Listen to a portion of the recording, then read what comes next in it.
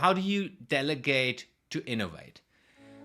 And that's, for me, very, very simple, but I see it not happening in a lot of organizations.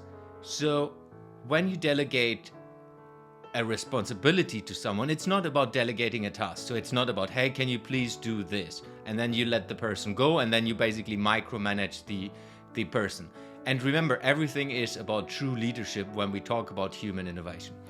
But if we look into delegation, delegation is about what is the other person doing and what is the other person requested to do to fulfill a specific role. So if you have a role description like you have in a lot of organizations, you basically delegate the whole role to that person.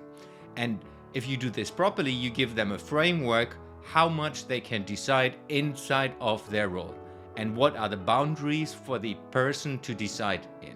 So if you then delegate the responsibility of this role to fulfill that, then this person will be able to fulfill their role in a better way. So let's go a little bit deeper. So you have a project manager. A project manager is responsible for delivering a specific project.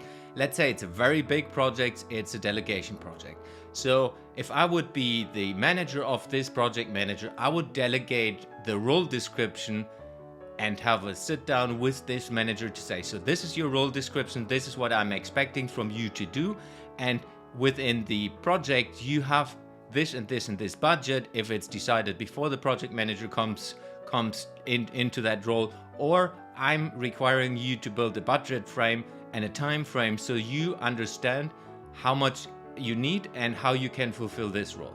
So it's basically, we have a sit down and we talk about what the project is about, what are the requirements, what the organization wants to succeed with this project, going more into details. So the project manager then is empowered to understand, okay, what does it mean to run this project? What do I need to come up with? And then we have an agreement to say, if you can't fulfill this, let's figure out and please come back to me and let's have a whatever, maybe in the beginning a weekly chat or a monthly chat, depending on the organization, depending on how good you know this person. So it's basically that you delegate the full responsibility inside of the project, and the project manager is, like you often say, it's responsible for delivering this project in time and budget. Important part of the delegation part is that you as well give in this case, the project manager the resources needed. And that can be, like we already said, the monetary aspect, which is a budget. That can be as well time, that can be as well other resources like other colleagues and team members, whatever is needed to fulfill this project.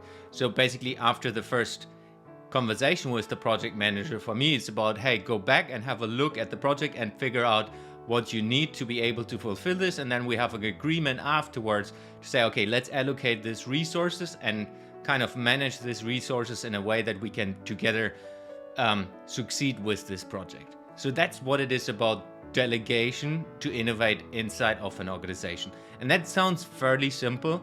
What I see quite a lot in small and in big organizations, the managers are micromanaging a project manager, which means they're jumping into project meetings, they're requesting a lot of reports, a lot of numbers in between, they need to report back to the steering committee, all of these things.